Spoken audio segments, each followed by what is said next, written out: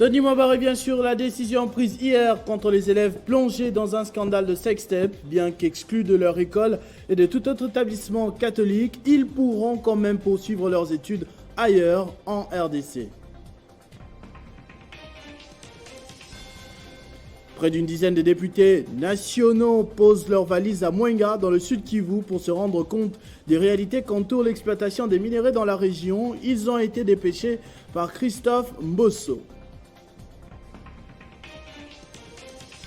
Volleyball championnat d'Afrique Rwanda 2021, les léopards de la RDC se sont rattrapés ce mercredi face aux Nigériens par 3-7-2 à l'aréna de Kigali.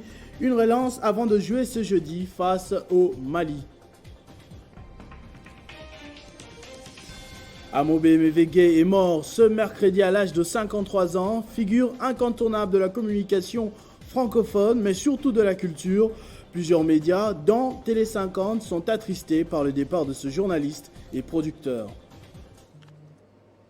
Mesdames et messieurs, bonsoir. Après le tollé suscité lors de la première décision prise par le comité de discipline du collège Saint-Georges, celle de condamner les élèves coupables d'atteinte à la moralité et aux bonnes mœurs à ne plus recevoir d'enseignement en République démocratique du Congo, le ministre de tutelle Tony Mwaba a tenu une mise au point ce mercredi, précisant que la mesure ne concerne que les établissements d'enseignement catholique. Les élèves, pour rappel, ont filmé puis diffusé leur ébat sexuel en uniforme, une vidéo devenue virale et qui a causé beaucoup d'indignation dans la société. Nous sommes venus auprès de son Excellence, Monsieur le ministre de l'EPST, qui nous a rassurés, comme nous l'avons déjà annoncé, qu'à l'issue de ce qui s'est passé, le comité de discipline de l'école s'est réunis de manière urgente et ces élèves ont tout simplement été exclus. C'est une mesure exemplaire qui doit servir à des leçons à tous les élèves. L'opinion peut être rassurée que nous devons être calmes. Les élèves ont été exclus de l'école, mais pas du système éducatif. Mais ces enfants, nous devons les prendre en charge, et les parents, et les acteurs sociaux, et les psychologues, pour les recadrer, parce que personne n'acceptera d'avoir ces enfants comme voisins de ses propres enfants, de ses filles ou même de ses garçons. Je précise d'ailleurs que c'est une école du réseau catholique. Et ce que les gens n'ont pas compris, et j'ai reçu les éclaircissements du chef d'établissement, avec la foi catholique et les exigences du réseau catholique, les catholiques ne permettront pas que ces élèves soient inscrits dans une autre école catholique sur toute l'étendue du territoire. C'est ça la précision que j'ai eue ce matin. Mais ils ne sont pas exclus du système éducatif. Ils peuvent aller n'importe où. Mais dans les réseaux catholiques, on a dit non. Et de deux, ils ont été définitivement renvoyés, pas seulement de l'école, mais aussi du réseau des écoles catholiques. Ça, c'est leur foi. Mais ailleurs, ils peuvent aller. Et les collègues ministres des droits humains, l'EPST a fait son travail et il est limité là, c'est l'exclusion. Les restes, la prise en charge psycho-socio-judiciaire, c'est les droits humains et la justice. Et les collègues là, c'est pour faire les relais, pour finalement aider ces élèves à ce qu'ils soient réinsérés dans la société. Parce que ce qu'ils ont fait là, c'est grave et tout le monde a condamné ça. Ils méritent d'être sanctionnés, mais également d'être resocialisés.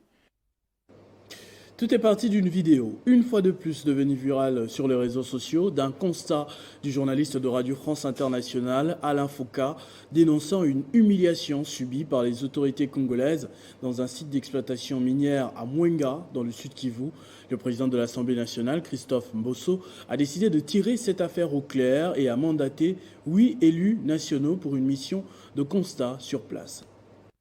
Après les rapports du journaliste camerounais Alain Foucault et de plusieurs ONG internationales sur l'exploitation illicite des minerais dans l'est de la République démocratique du Congo, le président de l'Assemblée nationale, Christophe Mbosso Nkodia, a dépêché une délégation de 8 députés nationaux pour s'enquérir de la situation. Quand on sait que l'exploitation des ressources dans des provinces jusque-là en conflit, à cause des attaques des forces étrangères induira un déplacement de la population qui ne sera pas sans conséquence sur la géopolitique intérieure et relancera nécessairement les débats sur la répartition nationale de la rente des ressources naturelles. Cela suscite une des questions centrales de la politique congolaise et le partage de la rente des ressources naturelles entre les provinces riches et les provinces pauvres. Les conditions d'exploitation et les stratégies mises en place par les différents opérateurs et réseaux d'exploitation affectent directement et indirectement la vie des populations ainsi que le développement des ressources de l'Est de la République démocratique du Congo. Des conséquences de cette exploitation seront observés sur le plan économique, social, culturel et environnemental. Les entreprises qui exploitent les minerais utilisent des méthodes dont les effets auront des conséquences lourdes dans les années à venir. Les ressources naturelles se trouvent au cœur des conflits pour les alimenter en permettant l'acquisition des armes. Elles sont l'enjeu de la guerre car leur contrôle de la région par les groupes rebelles, outre les convoitises qu'elles suscitent, les trafics et les avantages financiers que leur assurent ces minerais, leur a permis de s'approvisionner en armes ainsi que de mener une longue guerre. Le pays de la région des Grands Lacs, en particulier l'Est de la République démocratique du Congo, sont frappés par la malédiction des ressources. Et l'Occident veut transformer les territoires congolais en théâtre de guerres civiles et en aire désorganisée, balkanisée, dotée d'États fantômes, des classes sociales dégradées en profondeur, incapables de se défendre et de résister face au pouvoir politique et économique d'un Occident qui peut ainsi impunément s'emparer de ses ressources naturelles. Aux affaires foncières, dans quelques jours, la bancarisation des agents quant à leur prime sera effective. L'annonce a été faite par le secrétaire général des affaires foncières, Gérard Mungango, mandaté par son titulaire Aimé Molendo Sakombi, qui est actuellement en mission de travail c'était au cours d'un point de presse. C'est une bonne nouvelle pour les agents de l'administration foncière. Désormais, en dehors de la prime des rétrocessions pour les recettes réalisées, les agents de l'administration foncière auront aussi droit à la prime des risques ou des technicités. En quoi le secrétaire général des affaires foncières Gérard Mungango, qui a loué le dynamisme, la vision et les combats menés par le ministre national des affaires foncières Aimé Molendo Sakombi pour arracher cette deuxième motivation au bénéfice des agents. Face à la presse, Gérard Mungango a démenti la rumeur sur un certain blocage des primes des risques des agents. Pourtant, ceci ne figurait pas dans l'administration foncière. Nous avons enregistré quelques remous-ménages, quelques revendications. Et ces revendications ont été écoutées à la hiérarchie. Malheureusement, quand on vient dans l'administration publique, comme on n'a pas l'information, on pense que le jour qu'on a eu le numéro matricule et le jour qu'on a été notifié, commissionné par le secrétaire général, le lendemain, on commence à avoir un salaire. Il y a une procédure pour avoir un salaire. Mais dans l'entretemps, le budget de l'État n'a pas programmé ce salaire-là, parce qu'il n'y a pas que les affaires foncières. Il y a tous les ministères qui, au fait, se retrouvent dans la même situation. Il se fait malheureusement que le ministère des Affaires foncières se retrouve avec un personnel pléthorique. Ainsi, les agents de l'administration foncière sont donc appelés à l'apaisement, les temps pour les autorités compétentes de finaliser avec tous les dossiers. Comme annoncé le lundi dernier à travers les médias congolais, le président fondateur du Front Patriotique 2023, Steve Bikayi, a saisi la justice pour dénoncer les attaques de l'ancien gouverneur du Kasaï occidental, Hubert Kabasubabou, contre le régime actuel. Ce dernier avait, à travers une vidéo diffusée sur la toile, comparé le régime de Félix Tshisekedi à celui du président guinéen Alpha Condé, destitué depuis quelques jours par des putschistes. Pour Steve Bikayi, les propos de cet ancien chef de l'exécutif provincial sont une incitation à la révolte. Comme annoncé, le Front Patriotique 2023 de Steve Bikayi a officiellement déposé une plainte ce mercredi à l'auditorat général des FARDC de la République démocratique du Congo, situé dans la commune de Lagombe à Kinshasa, contre Hubert Kabasubabou. C'est Steve Bikayi, accompagné de plusieurs cadres du FP 2023, qui a déposé cette plainte. Hubert Kabasubabou est donc traduit en justice pour incitation à la révolte. Face à la presse, Steve Mbikaï a justifié les choix portés sur l'auditorat général des FARDC pour porter plainte contre Hubert Kabasubabou, qui pourtant est un civil. Les aspects militaires, parce que là, il s'adresse aux hommes en uniforme, entre les lignes, mais il y a aussi des aspects qui vont nous amener à d'autres juridictions, notamment quand il dit que les 350 députés sont corrompus par le chef de l'État. Or, moi, je suis député aussi, cela veut dire qu'il m'accuse aussi d'être corrompu. Le chef de l'État est corrupteur, et là, ça sera à une autre juridiction civile. Pour rappel, l'ancien gouverneur de la province du Kasaï occidental, Hubert Kabasubabou, avait comparé le régime de Félix-Antoine Tshisekedi Tshilombo à celui de Alpha Condé, président guinéen. Des propos qui ont suscité la réaction de l'ancien ministre de l'ESU, Steve Mbikaï, qui avait promis de traduire Hubert Kabasubabou en justice pour incitation à la révolte, mais aussi pour ce qu'il qualifie de dérives impartialistes visant à imposer des chefs d'État militaires en Afrique. Steve Mbikaï s'était donc insurgé en faux contre les propos de cet ancien gouverneur qui, selon lui, font l'apologie des putsch et avait estimé que souhaiter que la situation qui est intervenue en Guinée s'efface en RDC est un délire pour un intellectuel congolais. Pour rappel, le chef de l'État congolais Félix-Antoine Tshisekedi Tshilombo avait condamné le coup d'État dont a été victime dimanche dernier son homologue guinéen. Les secrétaires provinciaux du parti Lomombiste Unifié condamnent les actes de vandalisme des jeunes qui ont saccagé le siège du Palou à Kikwit et à en croire ces procès, ces jeunes ont été instrumentalisés par une sénatrice de la place. Dans une déclaration devant la presse, les secrétaires provinciaux du Palou réaffirment leur soutien au chef de l'État et au secrétaire général du Palou, Willy Makiashi. Nous, secrétaires provinciaux et gestionnaires au quotidien de la base du parti, consternés par la situation qui se passe actuellement dans la ville de Kikwit, en province du Kwilu, situation créée artificiellement par des personnes sans qualité ni compétences et dont le dossier est actuellement en traitement au tribunal de grande instance de Matete. Dénonçons avec la dernière énergie le comportement de M. Mayobo et ses acolytes qui se disent être soutenus par un des conseillers du chef de l'État dans leur schéma de déstabilisation de notre cher parti. Mettons en garde Madame Ida Kidi Manzumba, sénatrice élue sans couleur politique, mais pourtant, profitant de ses immunités parlementaires, agit en terroriste armé contre des paisibles militants du parti basé à Kikwit, Gungu, Idiofa et autres. Tout en réitérant notre soutien aux actions du chef de l'État, Son Excellence Félix-Antoine Tshisekedi Tshilombo, président de la République, réaffirmons aussi notre confiance au camarade secrétaire général chef du parti, le professeur Willy Makiashi, président du regroupement politique Palou et alliés.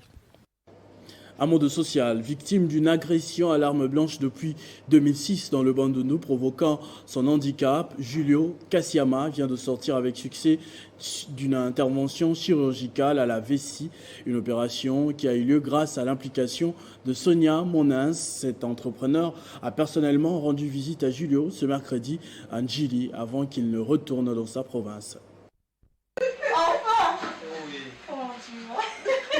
Julio Kassiama a enfin retrouvé son sourire. Maillon de la chaîne. Et c'est grâce à Sonia Monais qui a volé à son secours après avoir suivi sa tragédie sur une chaîne de télévision. Une première rencontre physique entre Sonia et Julio au quartier 12 de la commune d'Ndjili. Le hasard, qui n'est pas un hasard, permet toute chose. La grande leçon, c'est que l'espoir fait réellement vivre. Julio a eu l'espoir et je dis tout a concouru à ce que finalement aujourd'hui on puisse vivre cette rencontre qui pour moi m'élève davantage dans ma foi en montrant réellement que l'espoir fait vivre. Cette femme entrepreneur a pris en charge l'intervention chirurgicale de Julio au niveau de la vessie et son déplacement de son Bandundu natal où il a été victime en 2006 d'une agression à l'arme blanche causant son handicap et l'a cheminé jusqu'à Kinshasa.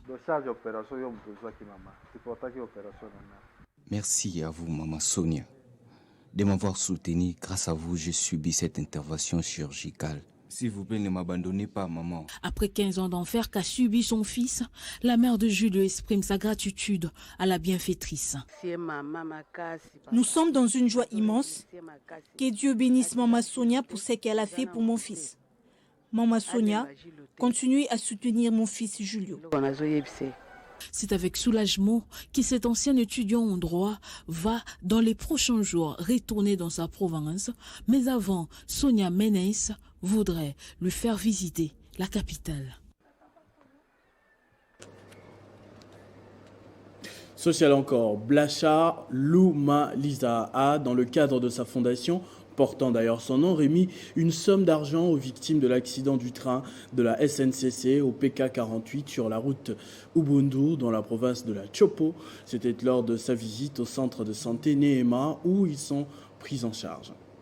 En vrai philanthrope, Blanchard Lumaliza, président de la fondation qui porte son nom, est allé personnellement s'enquérir de la situation que traversent les rescapés de l'accident du train de la Société nationale de chemin de fer, pris en charge au centre de santé Neema dans la commune de Lubunga, dans la province de la Chopo, en apportant une importante somme d'argent pour payer les frais d'hospitalisation de ce malade et leur a remis des enveloppes pour leur survie. Votre bien-être est ma priorité absolue. Je suis venu assister les victimes de l'accident de train. Je pense qu'avec détail, le médecin avec nous, il va vous élucider les petits problèmes qu'il y avait et ce que nous avons résolu. Victor Moulamba, infirmier titulaire de ce centre de santé, a remercié la Fondation Blanchard Lumaliza pour cette assistance. Je dirais pour cette fondation, merci pour l'assistance parce que nous avions reçu certaines personnalités qui sont passées pour ne rien faire. Ils sont venus seulement prendre les images, les interviews à l'égard du malade, mais pour ne pas leur assister. C'est pourquoi on a retardé un peu le processus par manque de moyens parce qu'on se débrouille seul par notre propre moyen. On faisait un peu ce qu'on a fait. Mais comme aujourd'hui nous venons recevoir une assistance, un soutien de la part de cette fondation Lumaliza, nous disons merci. Et de demain, nous allons procéder pour les examens des radios pour avoir qu'est-ce qui ne va pas. Par la même occasion, Blanchard Lumaliza a lancé un appel aux autorités pour la réhabilitation des routes ainsi que pour l'amélioration des conditions de voyage de ce train pour éviter des incidents. Rappelons que cet accident avait causé la mort de plusieurs personnes et des blessés. L'agence de communication Le Panorama, ayant son siège à Kinshasa, a décerné mercredi à Goma un diplôme de mérite au directeur général de l'IEC Goma. C'est pour ses différentes actions, notamment la construction des bâtiments avec ses propres moyens, que cette agence a décidé d'honorer le professeur Joseph Kitangania.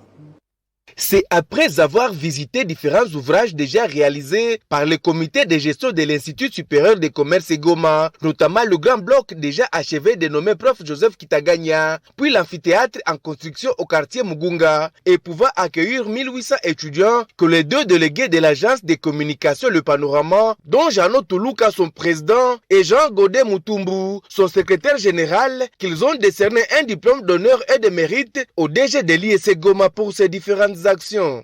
En cette période d'insécurité récurrente dans la province du Nord Kivu et de la récente éruption volcanique de Nyiragongo dans la ville de Goma, notre jury a fait part du choix porté sur notre personne comme personnalité d'excellence de la province et de la ville de Goma.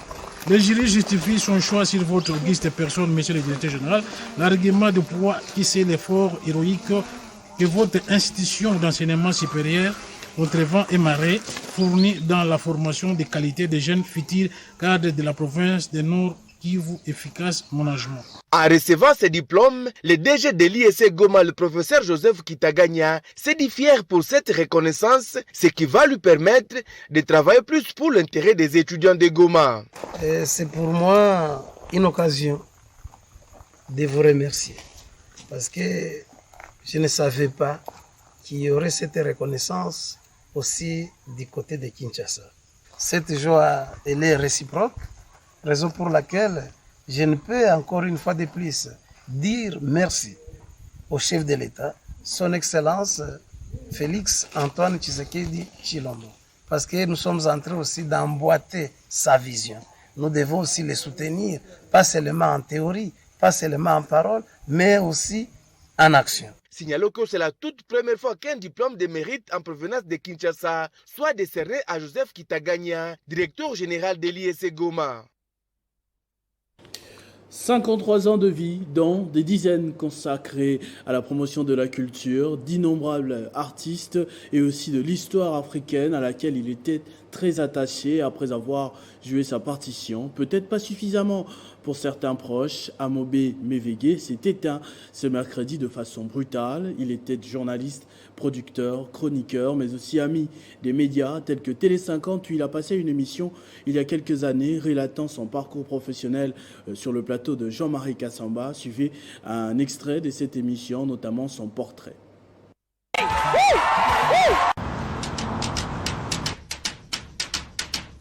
Amobé Mévégué.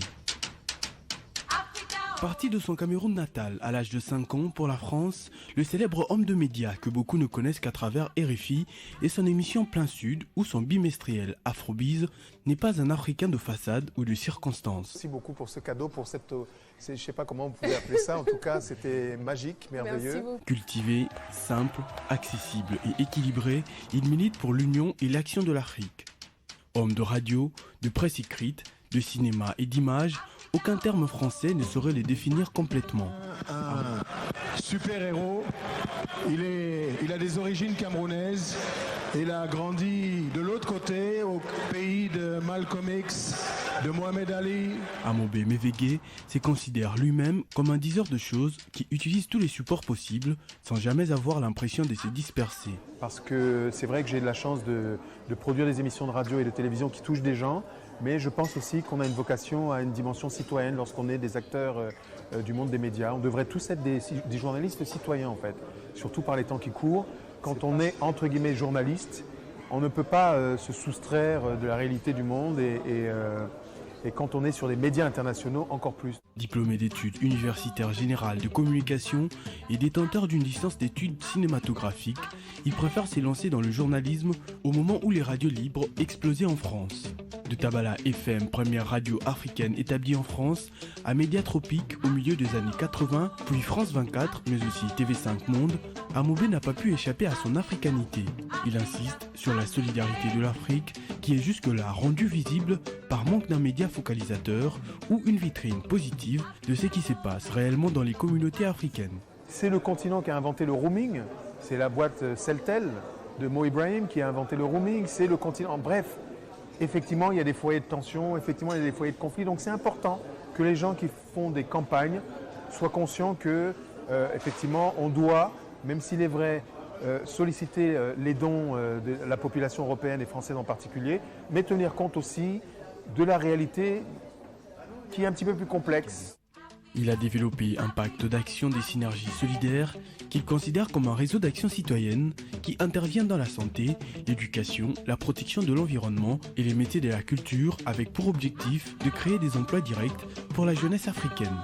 Dans la presse aujourd'hui encore, il est animateur de la plus ancienne émission quotidienne diffusée pour plus de 45 millions d'auditeurs sur les ondes de Radio France Internationale. Que son âme repose en paix. On va finir avec du sport, cette fois en sport, volleyball et le championnat d'Afrique, Rwanda 2021. Après leur défaite en première journée face aux Camerounais, les Léopards de la RDC se sont rattrapés ce mercredi face aux Nigériens par 3-7-2 à l'Arena de Kigali. Une relance avant de jouer ce jeudi face au Mali. On écoute la réaction de coach et joueurs après leur première victoire de ce mercredi. Ouais, je crois que je tenais d'abord à féliciter les gars. Je crois qu'ils ont respecté les consignes de l'entraîneur. Hier, nous avons fait un briefing et nous avons essayé de motiver les enfants et nous avons donné des consignes strictes. Et je crois qu'ils ont respecté et nous attendons de meilleures choses au durant de la compétition. Vraiment, je suis très content de la prestation de l'équipe. Ce que je peux dire à tous les Congolais, c'est d'être derrière l'équipe et nous allons nous qualifier pour le quart de finale. C'était facile d'après toi le match? Ce n'était pas facile. Nous sommes préparés pour ça et maintenant là, c'est bon. Donc c'est une bonne chose pour nous. Merci. D'abord, je tiens à remercier les joueurs pour tout ce qu'ils ont fait sur le terrain. Nous avons joué un match difficile. Dieu merci, nous venons de gagner. Maintenant, il nous reste le match contre le Mali. Ça sera pour nous le match de la qualification. Vraiment, nous nous sommes préparés. Je remercie tout le groupe, la délégation. Je remercie le coach Yende vraiment pour tout ce qu'il a fait comme travail. Vraiment, merci. Et tous les Congolais, je vous demande d'être derrière votre équipe nationale. Nous sommes ici au Rwanda pour chercher la qualification et jouer le deuxième tour.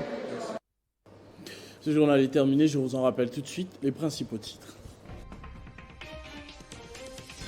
Tony Mwamba revient sur la décision prise hier contre les élèves plongés dans un scandale de sextape. Bien qu'exclus de leur école et de tout autre établissement catholique, ils pourront quand même poursuivre leurs études ailleurs en RDC. Près d'une dizaine de députés nationaux posent leurs valises à Mwenga, dans le sud Kivu, pour se rendre compte des réalités qu'entourent l'exploitation des minerais dans la région. Ils ont été dépêchés par Christophe Mbosso. Volleyball, championnat d'Afrique Rwanda 2021. Les Léopards de la RDC se sentent rattrapés ce mercredi face aux Nigériens par 3-7-2 à l'Arena de Kigali. Une relance avant de jouer ce jeudi face au Mali.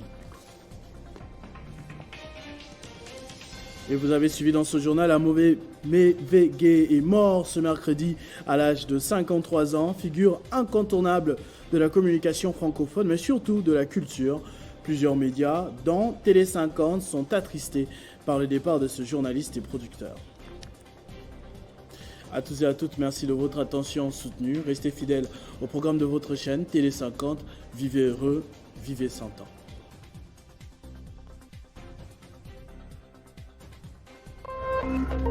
Téléchargez les infos Télé 50 sur www.télé50.cd.